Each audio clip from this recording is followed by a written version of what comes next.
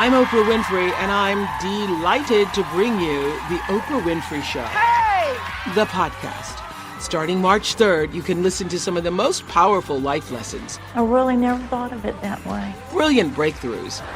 And aha moments from the show that I believe was one of the greatest classrooms in the world. Never allow them to take you somewhere else. The podcast features hand-picked moments from the 4,561 episodes we taped over 25 years. I hope that these classic Oprah shows will help to continue to illuminate your path to all that you were meant to be.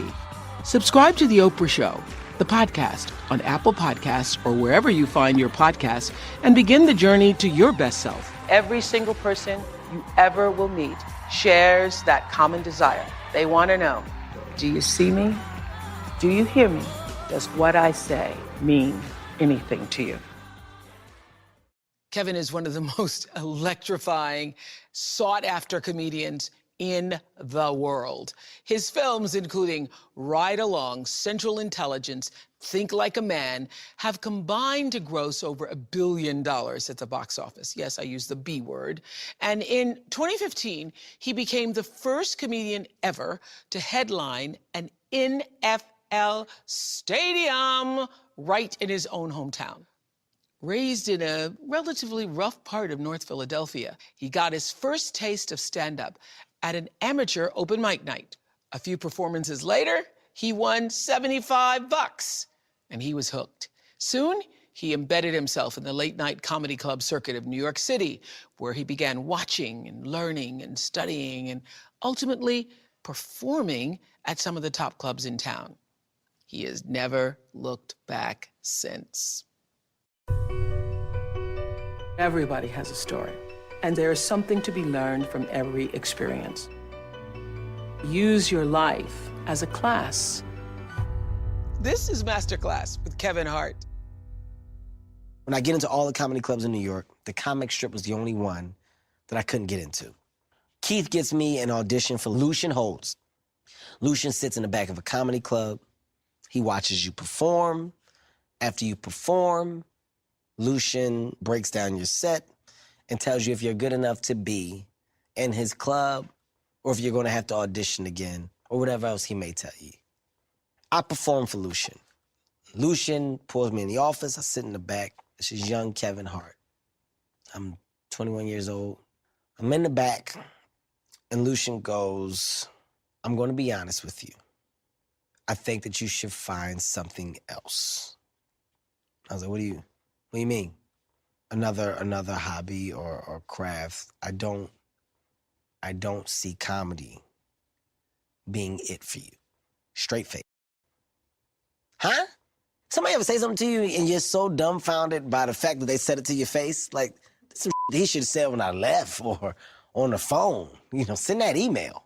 Like, he said it to my face. It's like, this isn't for you. So unfortunately, you won't be performing at my comedy club. Wow. All right. Okay. Thank you, man. I get up, I leave. Keith's in the hallway. He goes, what'd he say? Said that I wasn't good and that I should give up comedy. Keith goes, Lucian. He doesn't know shit, right? Keith wasn't like, he didn't shrug his shoulder. He's like, come on, Stoop, let's go. It wasn't even a thing. So I'm thinking that this was gonna be a moment that we should be down or we should be. He didn't blink twice. I was like, why should I care? There's 12 other comedy clubs. You know what? I'm gonna go to those comedy clubs. Later on, Lucian passed away. Rest in peace to Lucian. And then the comic strip, actually, I became their like feature comic. On the weekends, they always wanted me to host their show or headline their showcases. So the place that once hated me became the place that wanted me the most. Nobody knows your future but you. You know what I mean? Like, nobody can predict your outcome but you. You're in charge of your own book. That's lesson one. How your chapters go and how that book ends are all up to you. There was one minute where I went through a babysitter phase. You know, I was 13, 14 with a babysitter. I had to go over my babysitter's house after school until my mom got out of work. I used to lie to my friends, and I told my friends that was my grandmother. I came, I did whatever I was supposed to do. I helped her with whatever she needed to be helped with. So in her eyes, I was a great kid, kind of becoming somewhat of a family member. I don't think people understand the power of trust, the power of loyalty. When you have it, you have it. When it's broken, it's broken. The one example where I learned a real lesson, okay, kids do stupid. This is probably in the top 2 dumbest things that as a group we did. We hid behind cars and we would wait for the car to come, and when it would get close enough, we would all pop up and we would all throw rocks at the cars, right? So the one day I do it, they do this all the time, the rock I throw breaks the back window. You hear the car slams on the brakes. Everybody is like, oh, we all take off. We all run, right? Keep in mind, this is a block that we all lived in the neighborhood. Everybody knows the kids around this neighborhood. And, like, the guy is, like, talking to people in the area. Like, his car is still parked. He's trying to get to the bottom of who these kids were. And when questions get to being asked, it was Kevin threw that rock. That was Kevin's rock. Like, what? We all threw the rock. They threw me under the bus so fast. But Miss Davis, that was the woman that was my grandmother, it got to her, and she asked me, she was like, did you throw the rock? And I said, I did throw the rock. I said, we all threw the rocks. Nobody knew that was going to happen. She's like, well, this is bad. And it was the scariest thing ever. She was like, I'm just trying to sit up here and decide if I should tell your mother or not. She's like, you do right by me. You come here, you do what you're supposed to. You've never had an incident like this. What made you do something stupid like this? And I was like, I don't know. I had no real answer. And she made me feel like she was going to tell my mom, and I was scared all day. I was like, oh, God, this is going to be bad. She never told. She never told my mom. And it with me a little bit. For her not to tell on me and for her to never say nothing else about it, I took it at, like, that was her wink. That was her, like, I got you. I love you. Don't put me in a position like that ever again. You got to give it to get it. You got to give trust to get trust. I don't want to make her feel like she made the wrong choices by not telling on me. And for that, hey, you ain't have to worry about old Kevin Hart doing nothing. I made my one mistake. You don't have to worry about nothing else. I will walk a straight road. I promise you that. Kids were doing something bad, I was right there on the porch. What's going on out there? They said something happened down there. They fighting. Where were you at? Right here on the porch. Until this day, this is the first time I've even talked about it out loud. My mom right now is probably pissed off in heaven. Right now. Threw a rock at that car. I broke that man's window. Comedy can get rough. I go to New York. There's a crab fest that I'm performing at. A crab fest is basically seafood served in bulk, and they throw some entertainment. Well, they decide to stop the music and the dancing and go, okay, people, let's get ready for some comedy. Okay, this is by far the most belligerent level of hate that I've ever seen toward a joke. I'm telling a joke, and the joke doesn't work. It was so quiet. This lady goes, no, baby, no. Just give it up, baby. And I look down. She, you know, they got like the crab claw. Like she like break the claw, like pull the crab meat out of her hand. You start to hear people, hey man, we just want to eat crabs. It start to pick up. Like, let us eat our crabs. Let us eat our crabs. So they didn't boo me. They protested me. I would have rather you boo me off the stage, but they act like I was stopping a good time. Like they act like you can't eat and watch. Y'all can't do them both at the same time. It's bad when you start explaining yourself. I was booked. They booked me. They told me y'all wanted me here. That one hurt because it was a crab fest and we all got bussed out there. So after getting basically booed, I had to sit and wait for the buses. So, like, when it's time to go back. You remember that scene in Forrest Gump where he has to, like, walk on the bus and he's like, is this seat taken? And everybody's like, it's taken. Everybody was, like, moving over so I wouldn't sit next to them. So I had to sit in, like, some weird seat and just look out the window the whole trip. I remember I saw everything that trip. Like, bus smelled like crabs. I'll never forget that shit. True story. I got stories for days, man. I'm in Philadelphia. I was 18 and just hanging out. I was working at the sneaker store, and this woman, Alice, she was like the assistant floor manager. Alice was cool as hell. She's like, I remember Alice told me the day I met her, she was like, hey, Kev, I'm Alice. I'm a lesbian. I was like, all right. I was like, okay. What I gotta do? She's like, just want you to know, man, I'm straightforward with it. I don't want nobody to figure it out. But we would have a good time. And me and Alice would talk on my lunch breaks, and she would break down this world to me. She was like, man, you gotta come to the club with me one day, man. You gotta see these girls. They be on me, Kev. I could probably get you some girls up in there. I'm like, no, I ain't gonna go. You know, you go, Alice. I'm not gonna go in there. She was like, you just gotta come one time. And I went. Me and Alice went, we hung out. I'm at the club with her, but we vibing, we talking, we became friends, and got to the point where I would come back to work, tell people how good of a time I had with Alice. Man, we went out, Alice took me to the bar, she took me to some gay club, man. We gotta go. Then our whole little job, we would go to the clubs and we would vibe. But they got to see my personality. They got to see how funny I was. And then they was like, Kev, you should do comedy. I didn't know how to get into comedy. Like, as much as I loved it, I didn't know the steps to take. Alice was like, man, Kev, I know a spot. They got this amateur night. I used to go there a long time ago. You gotta go. I was like, I'll go. My whole job, we got off work and we all went down there for the amateur night.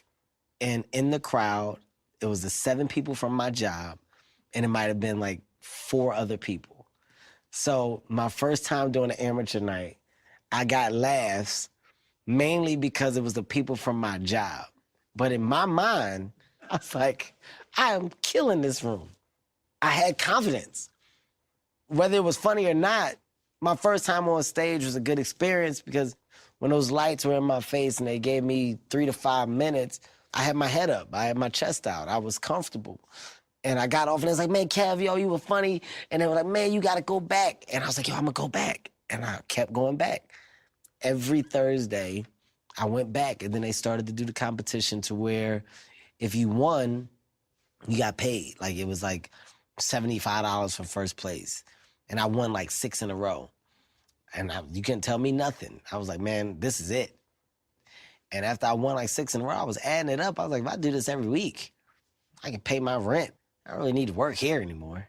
So I quit. I was like, Alice, I'm out. She's like, what you mean? I was like, I'm just gonna do comedy. She was like, you know what, you should. Never said anything wrong. And I was like, thanks, Alice. And I go back to the amateur night, and they stopped it. The day I quit my job, the amateur night stopped. And I was like, well, ain't this a bitch? I think there's a positive in every negative. I don't care, I'll live by that. People get hung up on anger. And what I've learned is time don't stop. Time don't stop while you get an attitude. Time don't stop while you cry. Time don't stop while your heart hurts. Time does not stop. When my dad first left, to this day, I don't know the reason. I don't know the reason why my mom kicked him out. My dad was like, I'm gone. And I remember him saying, hey, look, you and your brother gonna be all right. I'll come back to pick you up some days. Y'all stay with your mother. It'll be fine. He left, and once out every 2 weeks, he stopped by, pick us up. We hang out with Dad. You know, it was things like that. There was no consistency with it. Some days he say he's gonna be there, and he comes, and some days he say he was, and he didn't.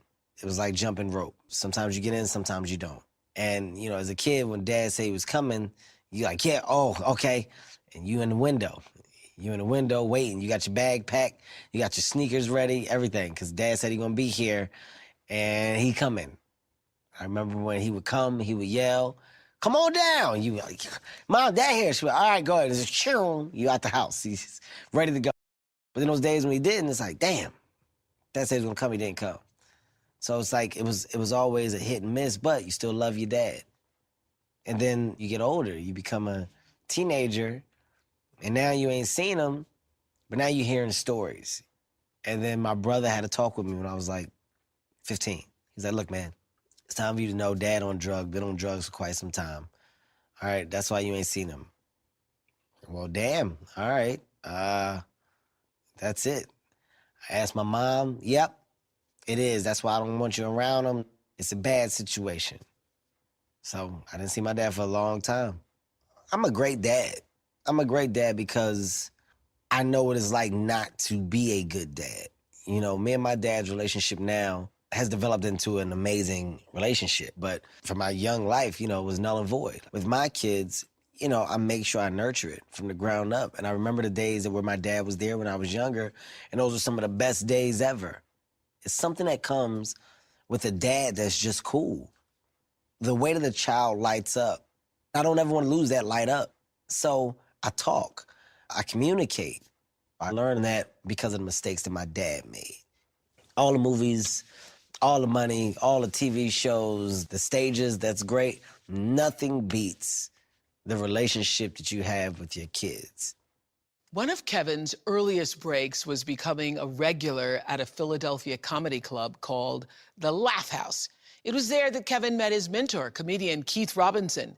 If you want to hear the sound of gratitude, listen to Kevin talk about Keith. It was Keith who brought Kevin into the highly competitive New York City comedy circuit. In New York, Kevin patiently paid his dues, learning how to take constructive and not so constructive criticism from the other, more seasoned comics. Keith Robinson is the biggest mentor that I have. To this day, I don't care what Keith asked me for, I would look out for Keith. Keith saw me perform at the Laugh House in Philadelphia and was like, "That was funny, stupid." The first time I've ever seen him in my life. "You're not talking about anything, though." This is Keith's voice. "You're not talking about nothing. You're just up there doing a bunch of slapjack, doogle-dack." That's what he says. I'm like, what are you talking about, man? I just killed. He said, "Nobody knows what you said. Nobody remembers anything because you're not talking about yourself." He said, "Look," and I don't know what made him do this. It's just weird how God works. He says, "If you really want to know what comedy is, meet me here tomorrow at 12 o'clock, stupid." I was like, 12 p.m., I was standing outside the Laugh House. Keith pulls up, picks me up. We drive to New York. That's where it all took off. Once I saw that, back to Philadelphia, I want to get in the clubs up here. So I drove to New York and from New York every day with Keith Robinson for 4.5 years. Back and forth, Philadelphia to New York. Because I had to make people in New York think I lived in New York to get into the comedy clubs. Because they knew that you lived in Philadelphia, they wouldn't think that you would make the spots. So you had to be the first one in and the last one out. I'm doing that 6 to 7 days a week. And Keith was like, "Look, man," he said, "comedy don't wait. These stages ain't gonna wait." He said, "If you don't want it, it's gonna be somebody else that does." I was hanging out. I would go up and just watch Keith get on stage. I would sit in the back of the comedy club. I would go up and he would be at the table talking. Comedians would be laughing, and that would be it. You know, it took me almost a year of just hanging out before I even got the audition. Just sitting in the back of the comedy club, going upstairs, sitting at the table with Keith Robinson, Patrice O'Neal, Richard Voss, Jim Norton, Bill Burr. The list goes on and on. Chris Rock, there's so many legends that you would see coming in and out of this place, and I would just be at the table, and they all accepted me, talked to me, and then they all got curious. "Does he do comedy? Does Lil Dummy?" That's what they used to call me, Lil Dummy. Patrice O'Neal. What does Lil Dummy do?" "Ugh." He would go, "Ugh, ugh." When I was like, "I do comedy." Patrice would go, "Ugh, ugh." "What, man?" I don't know if I want to see it." And Voss was like, "He looks stupid." They would just trash me. They would just, all of them would trash me. Norton was like, "He smells like the city." Norton said, they all just used to bash me, but it got me so, like, my skin was so thick. Like, that was the test. That was comedy hazing, to see if I had what it took. Then it got to a point where I used to fire back. It was almost like Miyagi and Danielson.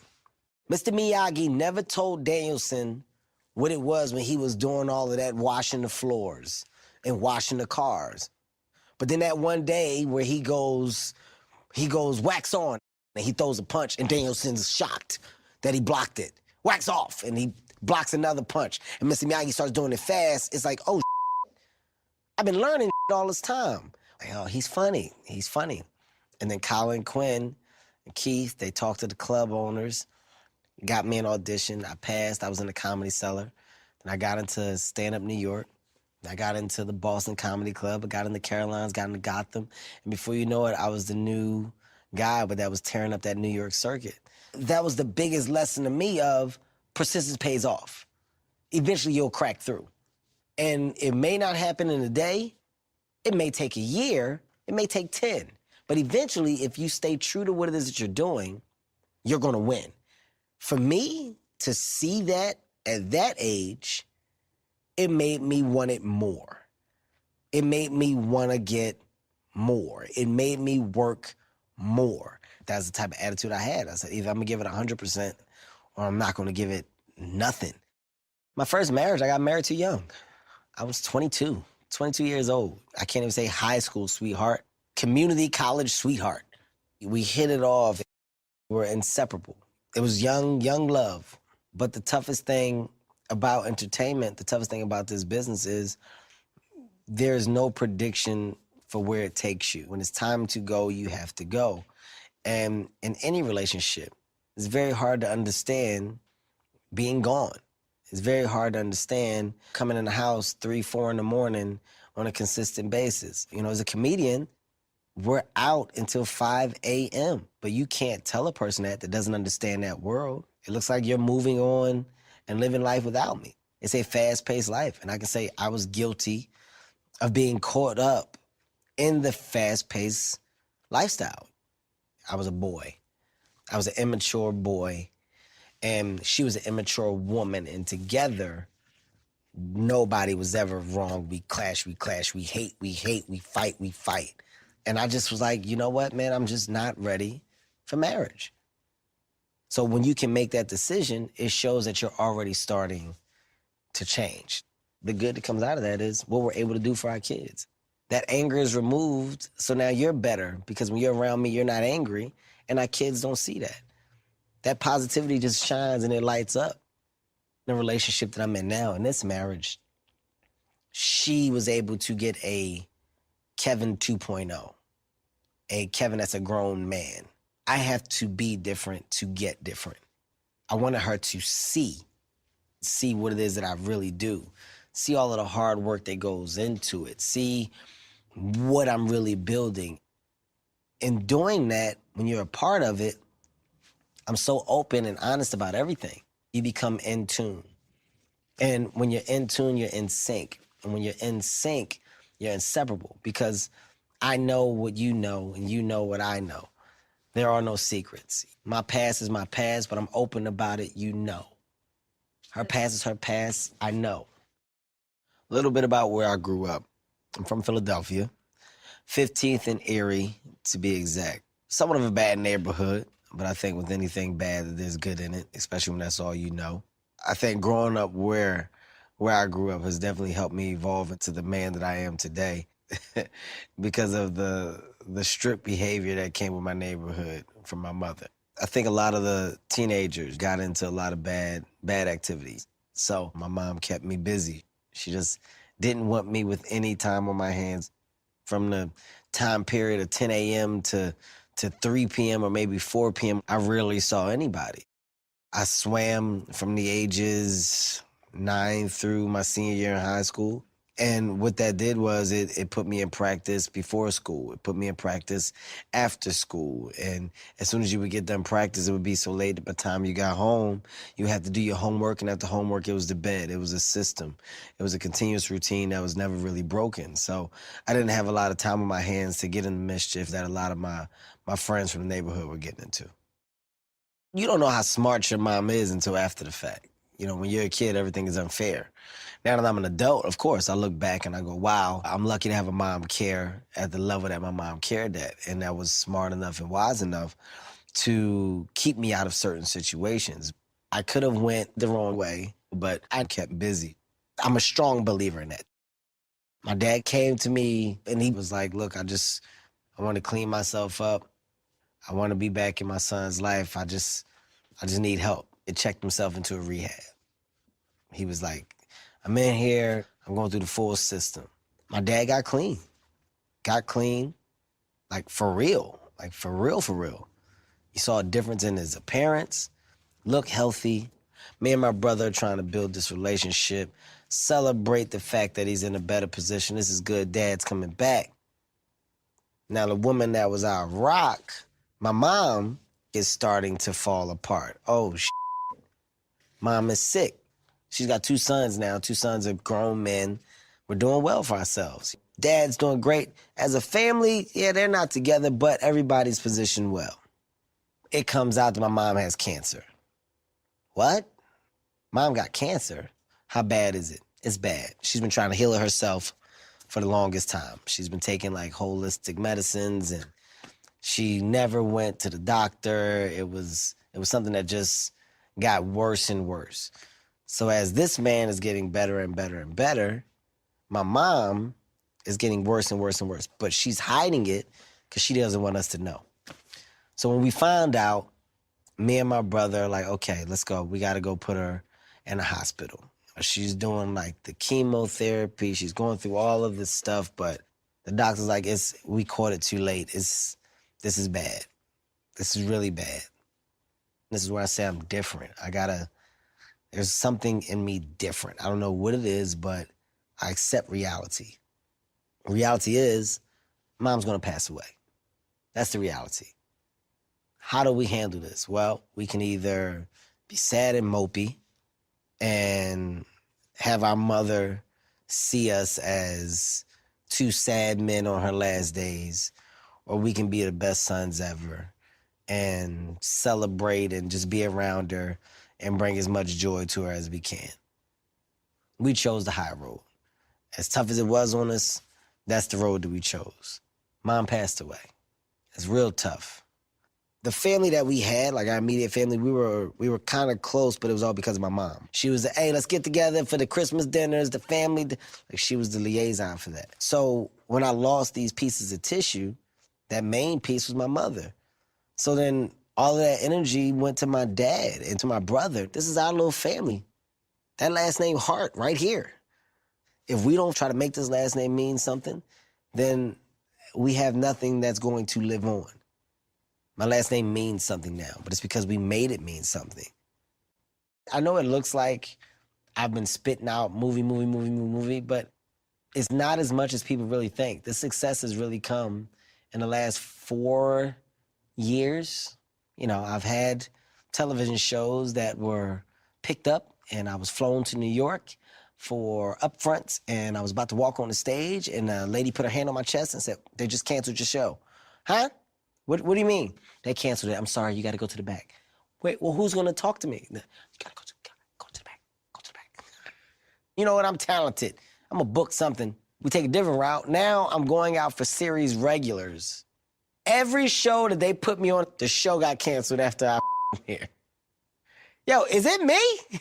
Am I the kryptonite? Soul Plane comes along. This is going to be it. Soul Plane is going to launch me. Shoot the movie.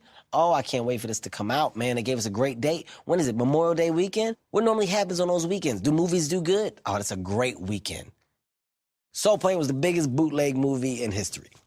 Movie came out 6 months before it came out. People think this is a lie. This is a true story.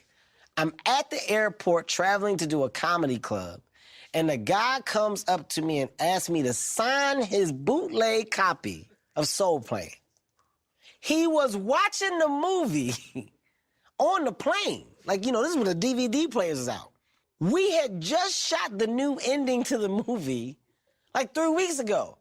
This son of a bitch had the new ending on a bootleg. So here's the positive in this.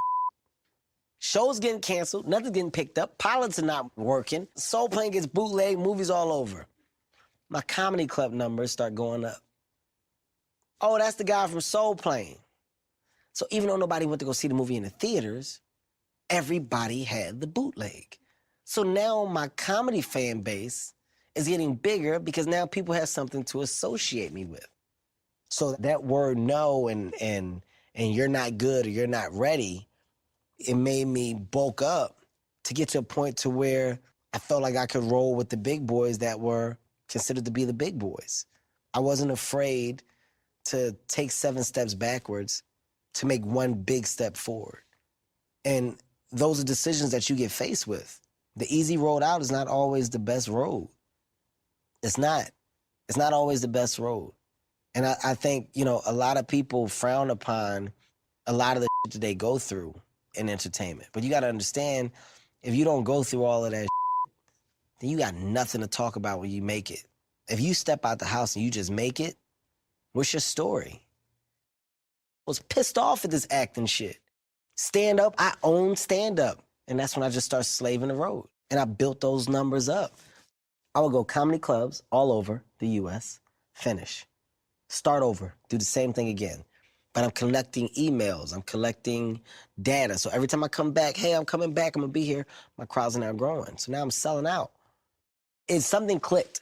There was something that clicked in stand-up where I figured out that I could just talk about me.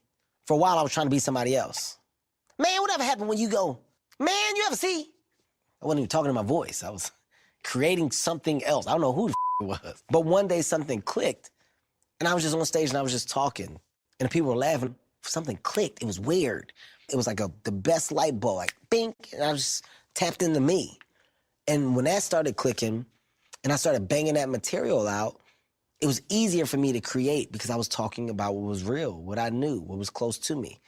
And I remember on my Laugh in My Pain tour, when I started doing the smaller arenas, studios were then they became aware. They said, no, we must have missed something. This is the guy. People they like this guy. Because I was myself. It's bigger than confidence. It's the ability to know what you can do. Everything goes full circle. But you just gotta be strong enough and patient enough to wait for the circle to complete itself. Will Packer wanted to meet me. Will Packer, young producer. Let me tell you why Will Packer got my attention. Will Packer said, hey man, I wanted to meet with you because I see a lot of myself in you. He said, I respect you, brother, because it seems like you're doing it your way and you're making a lot of noise the way you're doing it. I'm a young producer. I started out by producing movies and selling them out my trunk. I did a movie called Toi. I funded it myself. I did it. I sold it. You know what? Ever since then, I haven't looked back. I think that there's a way for me to take these movies to the next level if I can find the right brother to star in this next idea that I have. He said, but here's the thing. I don't want you to be a character. I want to let you loose. He said, I don't think that you've ever been able to let loose in a movie. So I want to pair you with a director that can put you in a position for you to let loose. And that guy that I saw on stage the other night, I want to see that guy in the movie. And I think your fans want to see that guy in the movie. I said, did you cast anybody else? He said, I'm coming to you first. I said, I'm in. He said, that's all I need to know. Just because of his story and the way that he came up to me, I said, he's different. He doesn't seem like everybody else, man. If I'm a gamble on this movie shit, why not gamble on it with him? What's the movie? Think Like a Man. Ride Along came in after. This is my chance to do an action comedy. This is what comedians dream of. Me and Ice Cube filmed this movie, knocked this movie out the park. When they say that movies with an African-American lead don't perform, you want to crack that barrier. You want to break that. Think Like a Man 2, we do it again. About Last Night, I do Wedding Ringer. We do Ride Along 2, I do Get Hard with Will Ferrell. I'm not your traditional actor. I'm not your traditional comedian. I don't want to be categorized. I want to stand out. There's so many different entities and avenues that can be taken that you can find success in. Everybody's journey is different, but everybody can find a great level of success in a journey that they choose. So whatever you're choosing, just stay true to it. There's a light at the end of the tunnel. It's just, are you strong enough to keep digging until that light comes, or do you give up halfway through? Are you strong enough to keep digging until that light comes? Well, Kevin kept digging, and his persistence has paid off. Today, he has joined the elite class of comedians big enough to sell out Madison Square Garden. Forbes named Kevin the highest earning comedian of 2016. And he continues to dominate the box office with 5 #1 films and counting. Not bad for a guy who started off selling sneakers in North Philly. Despite his massive success, the movies, the TV shows, the record-breaking comedy tours, Kevin remains an encouraging friend and a devoted father and husband. For the million laughs you've given us and the millions more we hope to come, Kevin Hart, you are a master. Hollywood throws you a lot of curveballs, you know, and I think the lessons that I've had in Hollywood at a young age were such great lessons, man, because the way that I look at Hollywood is in such a, I have such a dope perspective on what it is. It's not real. It's fake. Not to say that all the people are fake, but it's fake. It's, we're gonna give you this, and this is what life is, but at any point in time, we can snatch it away. When you have that mindset, there's nothing that can bother you. And I do believe that how you treat people on the way up is very important. Because if you ever go down, you're gonna come across those same people. Because if things fall, I'm gonna see them again. So you just know that people remember. They remember everything. Nothing goes away. That's the beautiful thing about memories. So you make sure that everybody has a good memory that can go along with you on your journey. See this? Look at that. Positivity. 101. It's my class, man. You can take it if you want to. I'm Oprah Winfrey, and you've been listening to Masterclass, the podcast. You can follow Masterclass on Instagram, Twitter, and Facebook. If you haven't already, go to Apple Podcasts and subscribe, rate, and review this podcast. Join me next week for another Masterclass podcast.